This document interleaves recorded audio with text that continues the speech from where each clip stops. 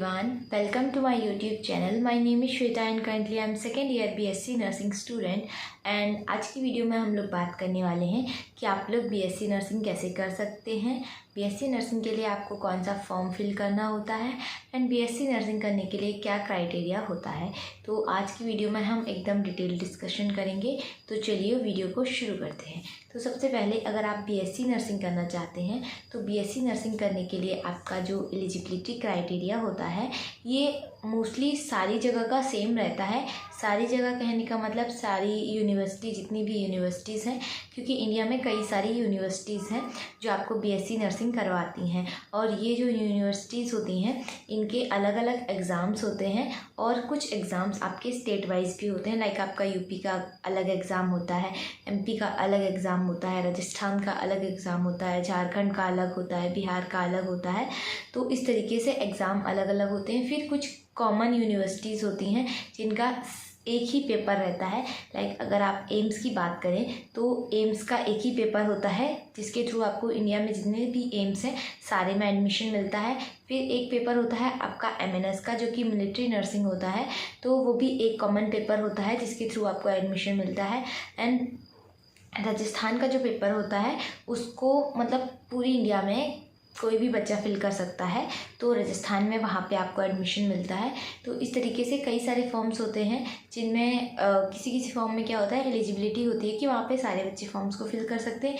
कुछ एग्ज़ाम में थोड़ा वेरिएशन होता है।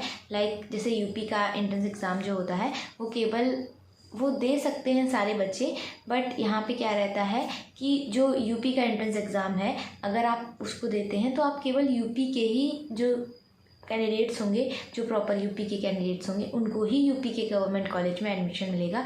तो ऐसा यूपी के अंदर रहता है। ये सब जगह के लिए अलग अलग हो सकता है, जैसे कि मैं आपको पहले ही बता चुकी हूँ। अब बात करते हैं कि एक कॉमन फ्रेम क्या रह सकता है, एलिजिबिलिटी क्राइटेरिया क्या रह सकता है। तो देखो, अगर आप BSc नर्सिंग करना चाहते हो तो आपके पास बायोलॉजी, फिजिक्स, केमिस्ट्री और इंग्लिश ये सब्जेक्ट्स मैंडेटरी हैं, ये आपके पास होने ही चाहिए।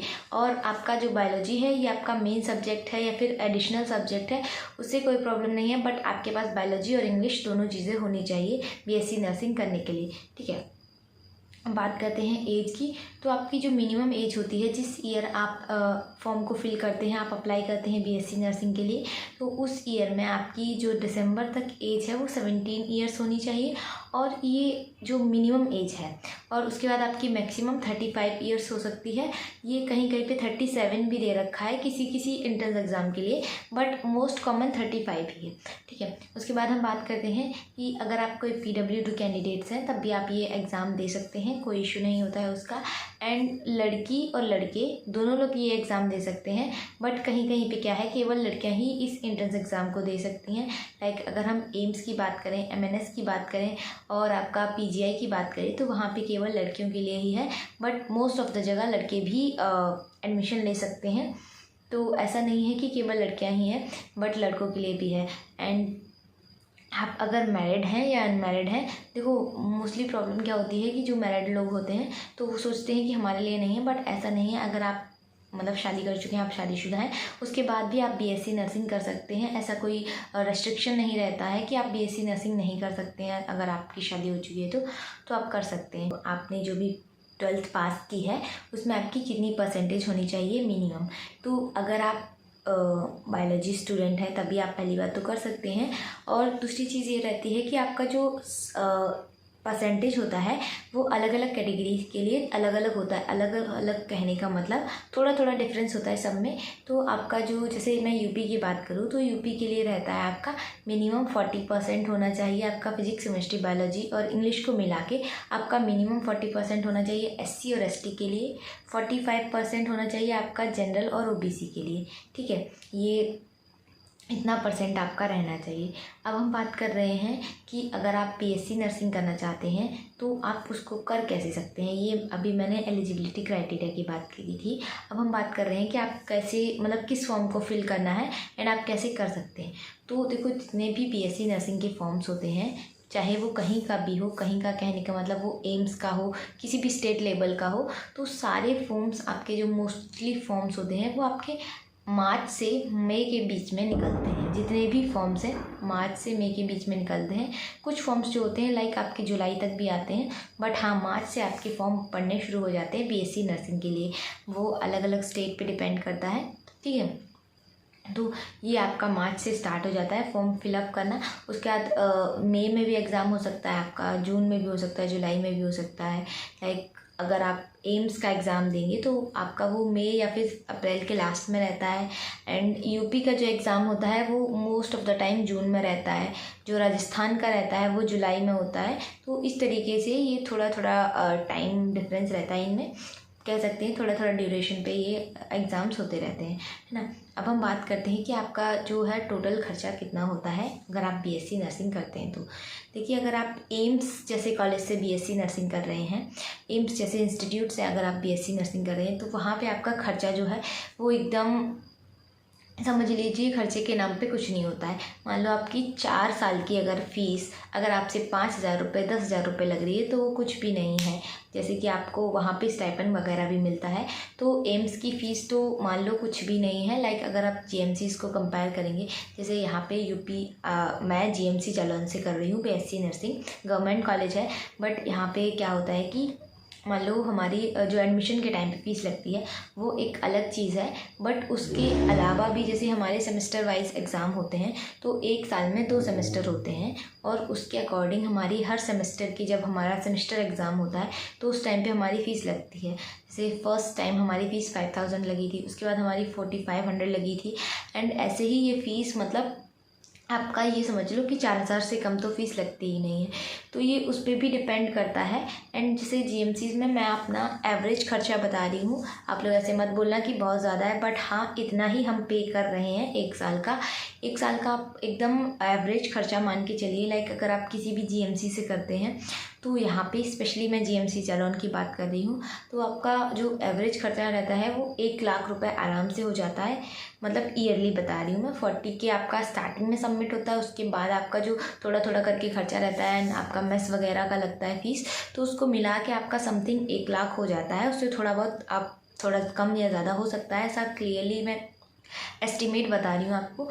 तो ये रहता है। जैसे कि मैंने अभी आपको फ़ीस के बारे में बताया है, तो आप किसी भी गवर्नमेंट कॉलेज से करते हैं एम्स को छोड़ के अगर आप किसी भी गवर्नमेंट कॉलेज से करते हैं तो आपका समथिंग 1 लाख के समथिंग खर्च हो जाता है। बाकी अगर आप केजीएमयू या फिर नोएडा के कॉलेज जैसे कि जो यूपी के अंदर मेनली पढ़ते हैं, मतलब अच्छे अच्छे जो ज़्यादा अच्छे कॉलेज हैं, न्यू एडवांस कॉलेज हैं, तो इनमें फ़ीस थोड़ी और ज़्यादा लगती है।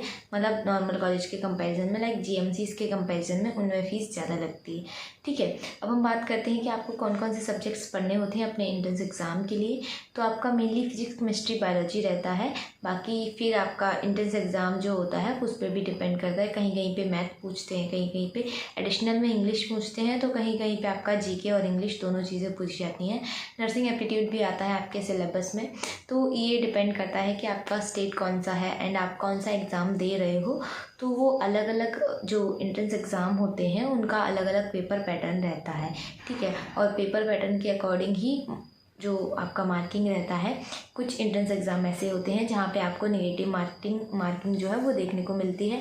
बाकी कुछ एंट्रेंस एग्ज़ाम में ऐसा कुछ है नहीं। तो लाइक एम्स पीजीआई और एमएनएस, इन सब जगहों पे आपको माइनस मार्किंग देखने को मिलती है। एंड शायद कंफर्म याद नहीं है मुझे, बट उत्तराखंड के पेपर में भी माइनस मार्किंग होती है।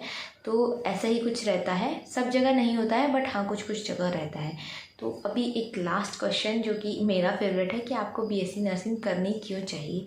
तो लाइक देखो, अभी इस टाइम पे ना बीएससी नर्सिंग का काफ़ी ज़्यादा स्कोप है।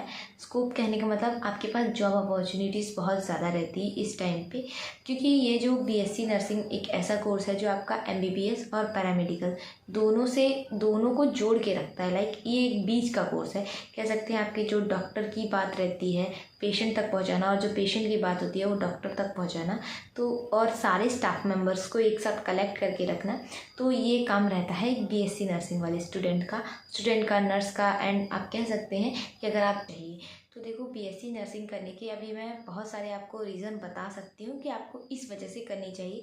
बट यहाँ पे मेनली जिस पॉइंट ऑफ व्यू से मैं बात करने वाली हूँ, लाइक देखो, सबसे पहले आपको चाहिए होती है एक अच्छी जॉब, जो कि आपको बीएससी नर्सिंग के बाद बिल्कुल मिलेगी मतलब बहुत सारी यहाँ पे आपकी जॉब की जो वैराइटीज़ है वो बहुत ज़्यादा हैं। तो आप जिस तरीके से जिस काम में ज़्यादा कंफर्टेबल हैं आप उस तरफ जा सकते हैं। लाइक आप ट्यूटर भी बन सकते हैं, आप क्लिनिकल की तरफ भी जा सकते हैं, आप अपनी पर्सनल चॉइस के हिसाब से, और आप किसी भी पर्टिकुलर चीज़ के लिए आप स्पेशलिटी भी कर सकते हैं बीएससी नर्सिंग करने के बाद, जो कि आपको पैरामेडिकल में ऑप्शन नहीं मिलता है। एंड अगर आप एमबीबीएस की तरफ जाते हैं वो बहुत ज़्यादा टफ पड़ जाता है, मतलब एक एवरेज स्टूडेंट नहीं कर सकता, बट बीएससी नर्सिंग एक एवरेज स्टूडेंट भी कर सकता है।